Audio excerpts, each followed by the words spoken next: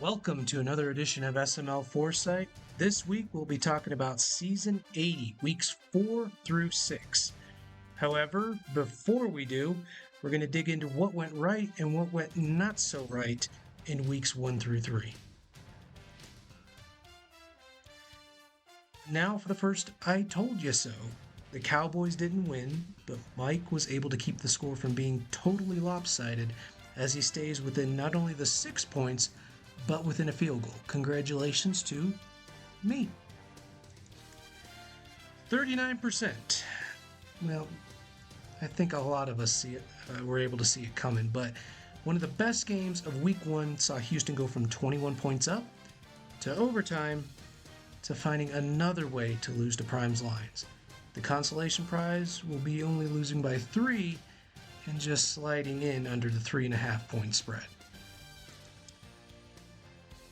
Finally, I put my faith in the Bills and was given a huge steaming pile of whatever it is the Bills are playing like so far this season.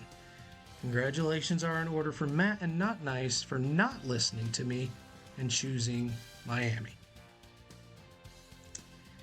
And now we say goodbye to a few of our Survivor folks in weeks 1 and 2. The biggest upset of the week ended up taking 2 of our survivors before they got off the starting block. A huge, huge win for DW's Patriots. Dump and the Bears proved they're ready for the new season with an ass-kicking of the Bills. Unfortunately, NYC Slice joins the Bills in the week 1 garbage dump. And finally, going against the Super Bowl champ in week 2 is certainly a choice, and it's a choice that Not Nice will have to live with for the rest of the season as he is out in Survivor. With a recap of weeks 1 through 3 we're going to talk about weekly picks on weeks 4 through 6. First off, we have the Commanders and the Saints. The Saints have had a rough time of it so far this edition, and they've lost a lot of games to teams like the Panthers and the Panthers. But I'll give Not Nice this. He plays hard. Give me the Saints to at least keep it close. Second game of week 4, Denver and Seattle. After a big win over the Falcons, we should be all in on the Seahawks bandwagon, right? Wrong.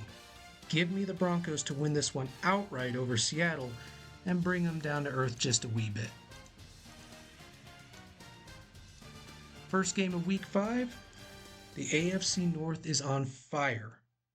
If you had the Steelers not keeping the division down on your bingo card, then you are a better man than I am. I'll ride the hot hand with Torque and Pittsburgh. Second game of week 5, the Texans and the Dolphins. Miami got off the schneid in week 2 with a win over division rival Buffalo, but expect Dan to right the ship and get the Texans back on course to the playoffs. Texans with a big win here. First game of week 6, a huge one, the Lions and the Packers. If not now, then when? The Lions aren't nearly as strong as they've been in years past, and even then, Damon has found a way to upend Prime in his prime. I'll side with the Packers here and take the points. And our final game, we've got the Bears and the Jets. Believe me, I'm on the dump truck to the playoffs, but I don't think they run away with the game here against Trick and the Jets. 7 points is a lot to lay down. I'll side with New York to at least keep it within 1 score. Next up, a few Survivor picks for you in your Survivor pool for weeks 4 through 6. First off, the Steelers are getting rave reviews early this season, but the Browns are still a class amongst themselves. I feel you can safely take Cleveland here. And yep, it's come to this. The Panthers' goodwill is at its end as they are 0-3 and the Falcons are coming for blood. Not much has gone right thus far for yours truly, and it continues here. Falcons roll. In week 5, Gonna have to pick on the Vikings here because you're gonna get to use a team that you don't normally use here. Give me the Titans to get the W and save some of those stronger teams for later on in the competition. Next in week 5, if you're not feeling froggy for Tennessee, can I possibly interest you in the Packers in a great spot against a lackluster 49er squad? Week 6, Chiefs over the Chargers. Yes, the Chargers have been a pain in the butt for the Chiefs in previous matchups, but what are the odds it happens again? I mean, seriously, what are the odds? You're safe, right? And then the final game, I was able to experience the Ravens rushing attack firsthand in week 2, and yikes. Best of luck, ZBD. But not really, because I'm siding with the Ravens on this one. And your lock of the week? Give me the Packers over the 49ers. Sorry, Finns. Gonna have to prove something before I take you over someone like Damon. And finally, finishing up with some of the best bets as we enter weeks 4 through 6. Pulling on that string about the Ravens a little bit.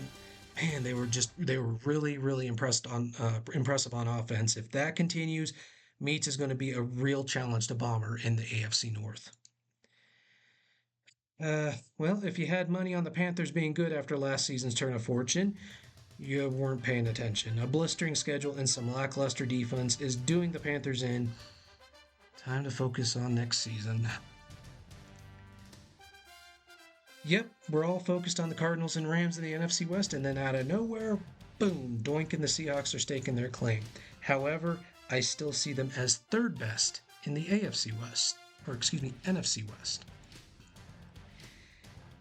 Going along with the Steelers again, it's a nice story, but it's not ready for theaters. The Steelers will trail off, but hey, good on Torque for making these guys relevant for the first time this edition. And finally, I'm not panicking on the Raiders, are you? Well, yeah, they're 0-2, but the AFC West is still up for the taking, and it's early. Settle down, everybody. They're gonna be fine. Thanks again for tuning in. Good luck and happy picking.